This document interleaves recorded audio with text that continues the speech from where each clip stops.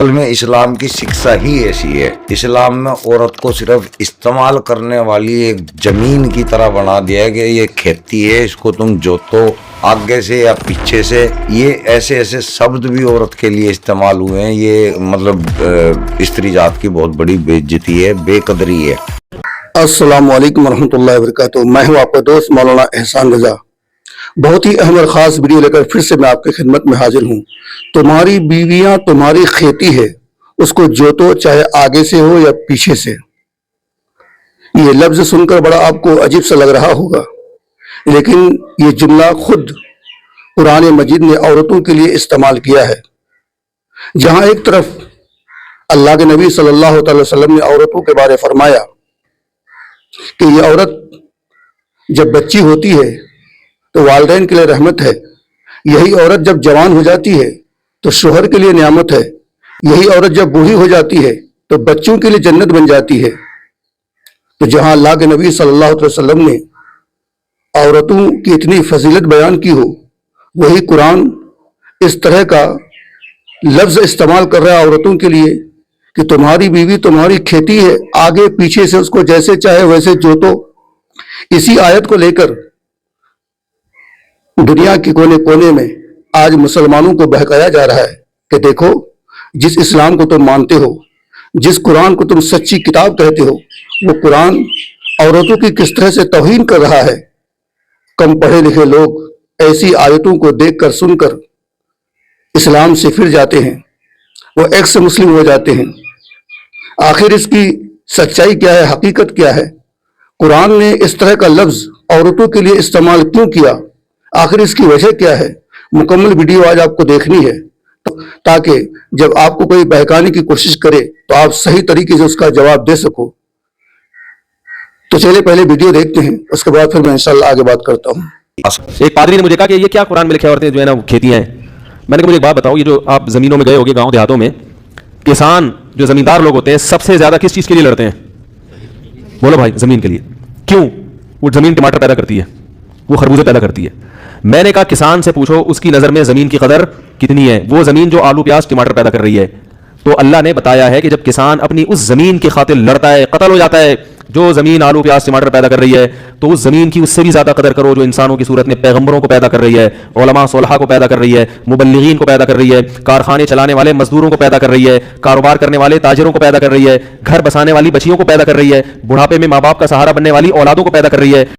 عربی میں جو حرث کا معنی ہے یہ تعظیم کے لیے ہے, توہین کے لیے نہیں ہے. اردو میں جو کھیتی کا معنی ہے وہ توہین کے لیے استعمال ہوتا ہے. کھیتی یعنی جو پاؤں میں رودی ڈالنے والی, اور زمین جو ہے نا پاؤں میں گویا رودی اس کو روندا جا رہا ہے. تو اس لیے اس کا اردو میں بالکل اسی طرح جو لوگ ترجمہ کر دیتے ہیں کہ عورتیں تمہاری کھیتیاں ہیں, تو یہ ترجمہ میرا خیال ہے اس لیے درست نہیں ہے کہ اردو میں اس کا مفہوم ہی چینج ہو جاتا ہے. یعنی گویا ایک عزت کے لیے جو لفظ اللہ نے استعمال کیا وہ ذلت کا ذریعہ بن جاتا ہے. اس لیے کسی بھی زبان میں جب ہم کسی بھی لفظ کا ترجمہ کرتے ہیں تو اس زبان کے ہمیں محاوروں کو دیکھنا چاہیے کہ اس زبان میں یہ لفظ کس معنی میں استعمال ہو رہا ہے. نساؤکم حرث لکم, تمہاری بیویاں تمہارے لیے کھیتیوں کے مانند ہیں. جیسے کھیت میں بوتے ہو, فصل کاٹتے ہو, بیویوں کے ذریعے سے اللہ تعالیٰ تمہیں اولاد عطا کرتا ہے. فاتو حرثکم انا شئتم, تو جو بھی کھیتی والی جگہ ہے ادھر تم جاؤ جڑ سے جاؤ. یعنی اس میں یہ ہے کہ کوئی رکاوٹ نہیں ہے, وہ داہنی طرف سے بائیں طرف سے جدھر سے بھی ہو, لیکن ہو وہ فرج کے اندر, وہ وقت کے اندر معاملہ نہ ہو. فاتو حرثکم انا شئتم وقدموا لانفسکم, اور اپنے آگے کے لیے سامان کرو, یعنی اپنی اولاد. انسان جو ہے بڑھاپے کے لیے اس کا ایسٹ بنتی ہے اس کی اولاد. آج تو دنیا اولاد سے بھاگتی ہے, لیکن ایک زمانے میں تو اولاد جو ہے وہ عصائے پیری شمار ہوتی تھی.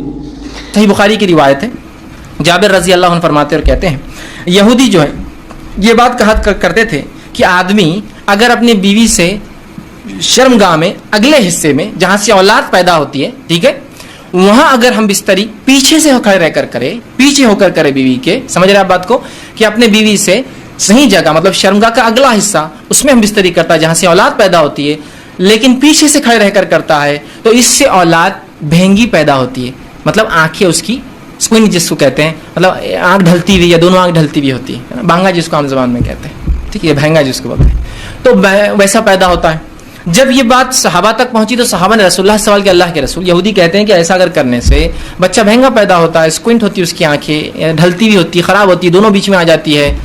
تو آپ صلی اللہ علیہ وسلم نے اس کے جواب میں اللہ رب العزت نے یہ آیت نازل کی. جب یہ آیت نازل ہوئی تو آپ نے فرمایا اور کہا آگے سے یا پیچھے سے مگر مقام پیدائش. ہمیں کھیت بولنا ہمارا اسلام کیا کہتا ہے؟ मुसलमान लड़कियां जो है ना वो मर्दों के लिए खेत है। और अपनी खेती में मर्द जब चाहे मुसलमान मर्द वो घुस सकता है। मतलब हम तबेला भी हैं। आयत में बतलाया गया है कि फितरतन अल्लाह ने औरतों को मर्दों के लिए सैरगाह नहीं बनाया है, बल्कि इन दोनों के दरमियान खेत और किसान का सा ताल्लुक है। खेत में किसान महज तफरीह के लिए नहीं जाता, बल्कि इसलिए जाता है कि उससे पैदावार हासिल करे।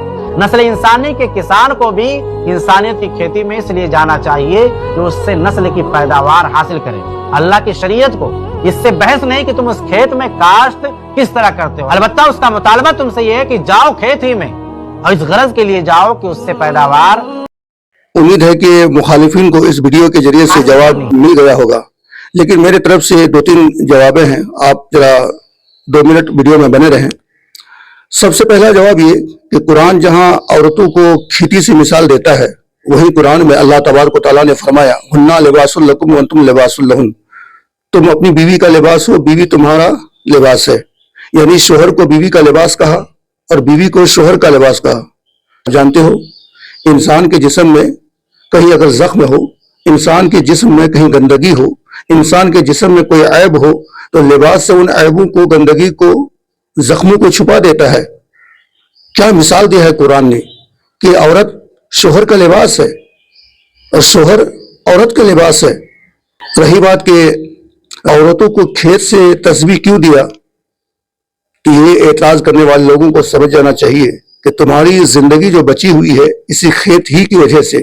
खेत में अगर फसल ना हो, खेत में अगर अनाज ना होगे तो तुम खाओगे क्या? हीरे को खाओगे, जवाहरात को खाओगे, सोने चांदी को खाओगे, पैसों को खाओगे? इंसान खेत से उगने वाली चीज ही को खा करके अपनी जिंदगी गुजारता है। कुरान ने अगर औरतों के लिए खेत का लफ्ज इस्तेमाल किया है तो इससे तो औरतों का मकाम बुलंद कर दिया। आज के दौर में जो आपको लोग बहकाते हैं, मैं आपसे गुजारिश ये करूंगा कि आप कुरान शरीफ तर्जमा वाला कुरान पढ़ें और बिलखुसूस जिस आयत का तर्जमा पढ़ें उसके बगल में हाशिया लिखा होता है कि इस आयत का शान नुज़ूल क्या है, ये आयत अल्लाह तबारक व तआला ने क्यों नाजिल फरमाई। जैसे अभी आपने वीडियो में सुना कि इस आयत को अल्लाह तबारक व तआला ने क्यों नाजिल फरमाया, वो आप समझ ही गए। तो जब किसी भी आयत का शान नुज़ूल आप समझ जाएंगे तो बात आपको मुकम्मल समझ में आएगी। इसलिए कि कुरान सिर्फ नमाज पढ़ने के लिए, रोजा रखने के लिए, हज करने के लिए नहीं बताया है, बल्कि कुरान इंसान की मुकम्मल जिंदगी को बयान कर रहा है। तो यहूद और नसारा इस तरह का अकीदा रखते थे कि अगर बीवी से हम बिस्तरी पीछे से खड़े होकर के किया जाए तो इससे औलाद भिंगी पैदा होती है। तो सहाबाए किराम ने हुजूर सल्लल्लाहु अलैहि वसल्लम के सामने आकर के अर्ज किया, या रसूलल्लाह, कि हम अपनी बीवी से इस तरह हम बिस्तरी नहीं कर सकते? तो कुरान ने रहनुमाई फरमाया कि नहीं, तुम्हारी बीवी तुम्हारी खेती है, तुम उसको जिधर से चाहो उधर से इस्तेमाल कर सकते हो। तो इसमें कौन सा बुरा लफ्ज है? कुरान ने शक व शुबा को दूर किया। तो लोग जो इस्लाम के मुखालिफिन हैं, इस्लाम से जलने वाले हैं, इस्लाम से हसद करने वाले, इस तरह की बातें करते हैं, उनकी बातों में आप ना आए। कुरान को पढ़ें, समझें। पढ़ने से ज्यादा समझने की कोशिश कीजिए। आप समझेंगे तो आपको इंशाल्लाह कोई बहका नहीं पाएगा। और मैं अब भी मानता हूं कि दुनिया में कुरान मजीद से बेहतर किताब आपको कोई नहीं मिल सकती, और सबसे ज्यादा कोई पढ़ी जाने वाली किताब है तो कुरान मजीद है। इसलिए इस्लाम के दुश्मनों को यह बात हजम नहीं होती है कि कुरान को लोग इतना पढ़ते क्यों हैं, समझते नहीं फिर भी पढ़ते हैं। तो ये बात उनको हजम नहीं होती है, इसलिए वो उंगलियां उठाते हैं। तो उंगलियां उठाने दीजिए। इस्लाम के दुश्मन पहले भी थे, आज भी है और कयामत तक रहेंगे। इससे इस्लाम को कोई फर्क पड़ने वाला नहीं है। इस्लाम जिस तरह कल फूल फल रहा था, आज भी फूल फल रहा है और कयामत तक फूलेगा फलेगा इंशाअल्लाह। दीजिए अपने दोस्त मौलाना एहसान को इजाजत। अस्सलाम वालेकुम।